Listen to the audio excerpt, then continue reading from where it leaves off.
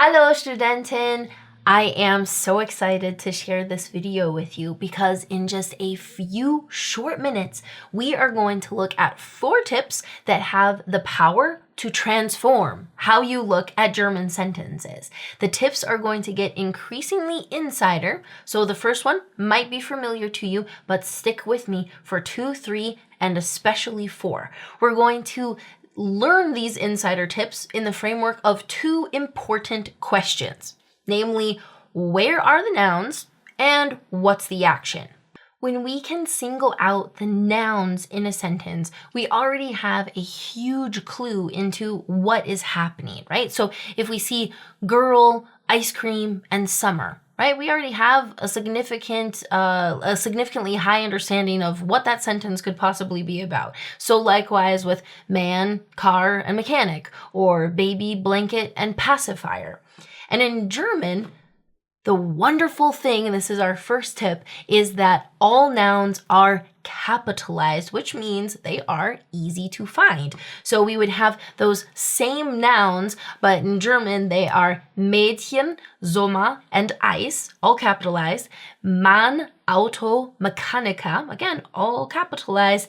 Baby, Decke, and Schnuller. So then when we see those embedded in a German sentence, right, they're easy to find. So you scan a German sentence to find your capitalized words anywhere in the sentence, and they're almost most definitely going to be nouns, right? Because just like in English, they're going to capitalize the first word in a sentence, regardless what it is. But then in the body of a sentence, anything capitalized is a noun. So that means you find those words and you can look them up, right, in a dictionary of some kind, and now you have 80% of the understanding that you need for what is happening in that sentence just by finding the nouns. But there is a potential problem. So I've taken the second sentence out of those 3. Der Mann bringt sein Auto zum Mechaniker, which means the man brings his car to the mechanic. But here's the thing. We have in this second version the same 3 nouns, man and car and mechanic, but some of them are in a different order. Right now we have sein Auto, his car, coming first, then the man, right? So if we translate this one for one, this second version would mean his car brings the man to the mechanic, right? And this leaves us scratching our heads. What could that possibly mean? But here is the thing. The second version here still means the man brings his car to the mechanic, right? How does German get away with this, right? We can't do this in English. It's so different. And that brings us to our second tip, which is that German nouns signal who is who, what is what, using endings. Okay, so what does this mean? So when we look at der Mann, how we are saying this the in front of Mann is using an ending, this letter R, which is also called a declension, right? Endings are called declensions. And that is the exact same way that we're saying the man over here. It's still with that R. And it's that ending that is signaling, right? It's completely clear. There's no ambiguity whatsoever. It's signaling that the man is the subject of the sentence, that the man is the one who is doing the bringing of what? The bringing of his car right here, right? So German, because it uses these endings that nouns signal then who is who and what is what, they can move nouns around in the sentence without changing what that sentence means. Okay, so the first insider tip is to easily find the nouns in German because they're capitalized, which allows you to look them up and know what they mean, but then to also realize we have to pay attention to the declensions, right, the endings that the nouns are using to signal who is who so that we don't get tripped up by nouns having unexpected places in a German sentence.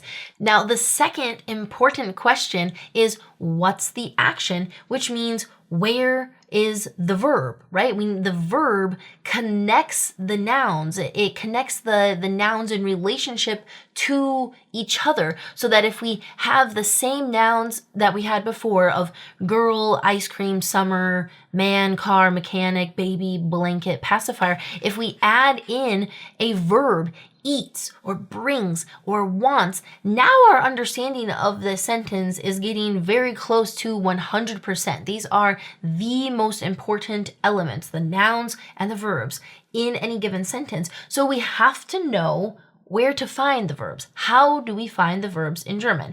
And that brings us to the tip that verbs have special spots, right? Designated spots where they will be without fail. So you have to know what these spots are. And they are that they can come first in a sentence, second in a second sentence, or last in a sentence, right? So for example, if you have it first in a sentence, that might be, say, in a question, like, kaufst du ein Eis? Buy you an ice cream, right? So the equivalent of, are you buying an ice cream, right? Buy you an ice cream. Or in the second position, to say the statement, I buy an ice cream, okay? Or last, I buy an ice cream because it me in summer so good tastes, right? We have that taste hanging out at the very end of the sentence here. Now, sentences that involve a verb in the last position like that are notoriously tricky. They trip students up all the time, such that our final insider tip is that you have to always check for verbs in last position, right? English groups all of its verbs together, but German likes to separate them. So for example, möchtest du ein Eis kaufen? Hast du ein Eis gekauft? Kaufst du dem Mädchen ein Eis ab? All of these are utilizing a verb in first position and then another verb in last position. First, last, first, last. And very specifically, we always here in the first position, we see what is called the conjugated verb, right? It has an ST conjugation, which matches with the pronoun do specifically. But then in last position, we have options, right? We might have an infinitive verb, which we see here. We might have a past participle, which we see here. Or finally, we may have a separable prefix. Those are the three options of verbs that will come in last position in combination with a conjugated verb that we already have in the first position. Or if we look at these sentences, now we have the statement, I would like to buy an ice cream. I have bought an ice cream. I buy an ice cream from the girl, okay? So all of these have a conjugated verb now in the second position, right, after the subject, and then again an infinitive verb, past participle, or separable prefix in that last position. I feel like out of all of these, it's especially the separable prefixes that hang out in that last position that really throw students for a loop, but not you, because now you have the insider tip to always check the last position. Okay, one last point about the positions of verbs, first, second, or last, and always checking for a verb in last position. We need to look at German sentences at a clause level. Oh my gosh, what does that mean? Well, here where we have commas, right, splitting up two halves of the sentence, right, these are both clauses. So we have a first clause and we have a second clause. They get combined together, and that then together creates the whole sentence. And now check this out. We have second positions and we have last positions, but they obviously are changing a little bit. So this first clause, ich kaufe ein Eis, I buy an ice cream, right? It's coming first in the first example, and then here it's coming second, okay? And so these clauses are swapping places, right? And now the weil es mir im Sommer so gut schmeckt is coming second. Over here is the second clause, and over here it's the first clause, okay? So now see what that does to the verbs. In the first variant, we have a conjugated verb coming in second position, and then in the second clause, it's called a dependent clause, we have a verb in that final position, right? We checked that final position. Oh, there's a verb hanging out there.